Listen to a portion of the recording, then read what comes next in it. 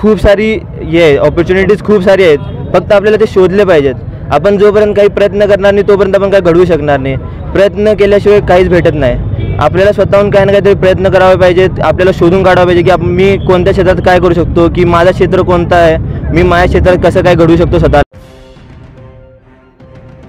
गडिंग्लजच्या सुपुत्राची लेफ्टनंटपदी निवड झाल्याबद्दल आज गडिंग्लज शहरातील नागरिकांतर्फे तसेच आजी माजी सैनिक संघटनेतर्फे भव्य असा सत्कार आज गडिंग्लज शहरातील दसरा चौक येथे करण्यात आला. त्यानंतर शहरातून भव्य अशी मिरवणूक देखील काढण्यात आली. यावेळी बेलबाग मठाचे स्वामीजी देखील उपस्थित राहून पृथ्वीराज पाटील यांना आशीर्वाद दिले. याच अनुषंगाने पृथ्वीराज पाटील तसेच शहरातील प्रमुख मान्यवरांशी संवाद साधला ते कोल्हापूर लाईव्हचे अभिजित मांगले यांनी.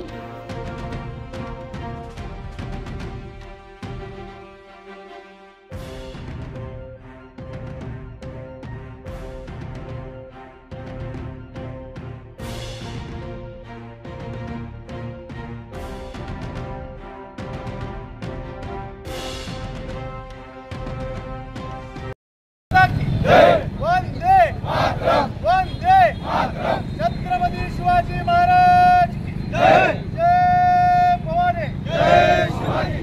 नमस्कार. सध्या आपण आहोत गडिंग्लज येथील दसरा चौक येथे. गडिंग्लजचे सुपुत्र पृथ्वीराज पाटील यांची लेफ्टनंटपदी निवड झाल्याबद्दल आज गडिंग्लजतील रहिवाशांतर्फे आजी माजी सैनिक संघटनेतर्फे त्यांचा सत्कार करण्यात आलेला आहे. याच अनुषंगाने आपल्यासोबत कुमार पाटील आहेत. पाटील साहेब, पृथ्वीराज साहेबांच्या निवड सुपुत्र पृथ्वीराज पाटील यांच्या लेफ्टनंटपदी निवड झालेली आहे. भव्य असा सत्कार करण्यात आलेला, काय सांगाल? आज या ठिकाणी खरोखरच अभिमानाची गोष्ट आहे. आमच्या गडिंग्लज गावचे, गडिंग्लज शहरातील रहिवासी, आमचे नातेवाईक, आमचे भाऊबंद माननीय पृथ्वीराज पाटील पाठीमागे कोणतेही सैनिकी परंपरा किंवा सैनिकामध्ये कोणी नसताना देखील त्यांनी 10वी नंतर 11वी 12वी यशोतेज अकॅडमी पुणे या ठिकाणी जाऊन आपलं करिअर घडवण्याचं ठरवलं. त्याचप्रमाणे त्यांना अगदी खंबीरपणे मार्गदर्शक त्यांचे वडील माननीय युवराज पाटील साहेब व त्यांच्या मातोश्री यांचं लाभलेलं आहे. खरोखरच ही सर्वसामान्य व इतर मुलांनी प्रेरणा घेण्यासारखं यांचं हे काम आहे. 12वी नंतर डायरेक्ट NDAमधून त्यांनी परीक्षा दिली आणि पूर्ण देशामध्ये 135 मुलांची निवड झाली. त्यामध्ये 9 मुलं ही ह्याच्यासाठी टिकलेली होती. NDAमधून 9 मुलांचं इंटरव्ह्यूसाठी सिलेक्शन झालं. 9मध्ये 3ऱ्या नंबरवर साहेब इंटरव्ह्यूमध्ये देखील 3ऱ्या नंबरवर पास झाले. आणि अशा प्रकारे त्यांनी आपलं NDA आणि खडकवासला या ठिकाणी देहरादून या ठिकाणी 3 वर्षाचा आपलं खडतर ट्रेनिंग प्रवास करून 14 तारखेला त्यांचं देहरादून या ठिकाणी पासिंग आउट परेड झालेलं आहे.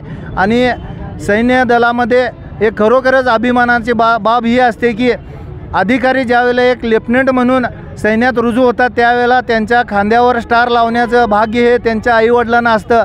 आणि 14 तारखेला देहरादून या ठिकाणी माननीय युवराज पाटील साहेब व त्यांच्या सौभाग्यवती यांनी जाऊन आपल्या चिरंजीवाच्या खांद्यावर स्टार लावलेले आहेत. इथून पुढचा त्यांचा प्रवास हा अतिशय खडतर असणार आहे. एक अधिकारी म्हणून त्यांच्यावर पूर्ण सैनिक बटालियनची जबाबदारी असेल आणि ती जबाबदारी त्यांनी यशस्वीपणे पार पडतील मी या ठिकाणी ग्वाही देतो. आजी माजी सैनिक तालुका वेलफेअर असोसिएशन संचलित जय जवान जय किसान फाउंडेशन गडिंग्लज यांच्या वतीनं असा हा भव्य या ठिकाणी स्वागत व सत्कार सोहळा आयोजित केला आहे. या ठिकाणी सर्व माजी सैनिक साहेबांनी त्याचबरोबर समस्त पाटील समाज बांधव या ठिकाणी वेळात वेळ काढून साहेबांच्या स्वागतासाठी उपस्थित राहिलात त्याबद्दल मी आपल्या सर्वांचे मनापासून आभार व्यक्त करतो. जय हिंद, जय महाराष्ट्र. आपल्यासोबत सामाजिक कार्यकर्ते गुंडू पाटील आहेत, काय सांगाल, कशा प्रकारे शुभेच्छा द्याल? खरोखर गडिंग्लज शहराच्या वतीनं एक सर्वसामान्य कुटुंबातील, एक शेतकरी कुटुंबातील आणि त्यांच्या वडिलांची जर पार्श्वभूमी जर बघितली, आमचे नातेवाईक युवराज पाटील यांची जर पार्श्वभूमी बघितली तर एक सर्वसामान्य फोटोग्राफर, एका फोटोग्राफरचा मुलगा एवढ्या उंच पदी निवड होती आहे, याचं खरोखर गडिंग्लज शहराच्या वतीनं आणि गडिंग्लजसाठी कौतुकास्पद गोष्ट आहे. मी गडिंग्लज शहराच्या वतीनं, माझ्या पाटील समाजाच्या वतीनं मी प्रथमतः पृथ्वीराज पाटील यांचं मनापासून कर्नलपदी निवड झाल्याबद्दल त्याचं प्रथमतः मी अभिनंदन करतो. असंच त्यांना घवघवीत पुढं यश संपादित करावं एवढीच मी या निमित्त त्यांना सदिच्छा देतो. तसेच आपल्यासोबत स्वतः युवराज पाटील आहेत. पाटील साहेब नमस्कार. लेफ्टनंटपदी पृथ्वीराज पाटील साहेब नमस्कार. तुमची लेफ्टनंटपदी निवड झाली आहे. सर्वात प्रथम आमच्या चॅनलच्या माध्यमातून तुम्हाला खूप खूप शुभेच्छा. काय सांगाल एकंदरीत प्रवास आत्तापर्यंतचा? आत्तापर्यंतचा प्रवास हा खूप कठीणदायक होता, कारण 10वी-12वी नंतरनं अभ्यास वगैरे, पहिला तर अभ्यासाचा पडावा असतो, त्यानंतरनं ज्यावेळेस एकदा ट्रेनिंगमध्ये गेले तर ट्रेनिंग ही एक कठीण गोष्ट आहे, जी पार पडणं एक थोडी एक स्वाभिमानाची गोष्ट आहे. कारण की ट्रेनिंगच्या वेळेस खूप काही त्रास असतात, फोन वगैरे नसतो, कुणाशी बोलता येत नाही, काही करता येत नाही, परत वेळ मिळत नाही, सर्वात महत्त्वाचं म्हणजे स्वतःला वेळ मिळत नाही.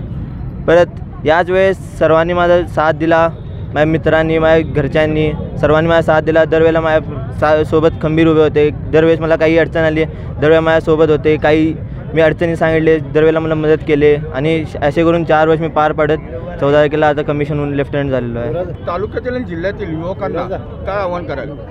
मी हेच आवाहन करेन की ह्या जगात खूप सारी ऑपॉर्च्युनिटीज खूप सारी आहेत, फक्त आपल्याला ते शोधले पाहिजेत. आपण जोपर्यंत काही प्रयत्न करणार नाही तोपर्यंत आपण काही घडवू शकणार नाही. प्रयत्न केल्याशिवाय काहीच भेटत नाही. आपल्याला स्वतःहून काही ना काहीतरी प्रयत्न करावे पाहिजेत, आपल्याला शोधून काढावं पाहिजे की मी कोणत्या क्षेत्रात काय करू शकतो, की माझं क्षेत्र कोणतं आहे, मी माझ्या क्षेत्रात कसं काय घडवू शकतो स्वतःला.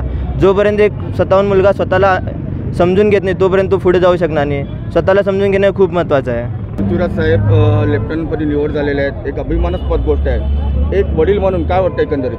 आमच्या मुलग्यानं आम्ही त्याच्यावर विश्वास ठेवला तो पूर्णपणे सार्थ करून दाखवलेला आहे, आणि आपल्या सर्व समाजाचं, इथल्या सगळ्या मित्रमंडळींचं, सर्वांचा आमच्या मुलावर आशीर्वाद आहेत, आणि त्यामुळे आमचा मुलगा हा पूर्ण NDA क्लिअर करू शकला सगळं. एवढंच मला सांगू शकतो की सर्वांचे आशीर्वाद हे आमच्या पाठीमागे आहेत. ओके. पृथ्वीराज पाटीलचे वडील युवराज पाटील हे प्रतिकूल परिस्थितीतून त्याला NDAमध्ये ऑफिसर केले, तसेच त्यांची कन्यासुद्धा त्यांनी मेडिकल करते आहे. त्यामुळे त्या दोघांचाही आम्हाला अभिमान आहे. पाटील समाजाला, आमच्या पाटील समाजाची अशी उन्नती व्हावं, मुलं वरच्या पोस्टला जावं, हीच आमची पाटील समाजातर्फे इच्छा आहे.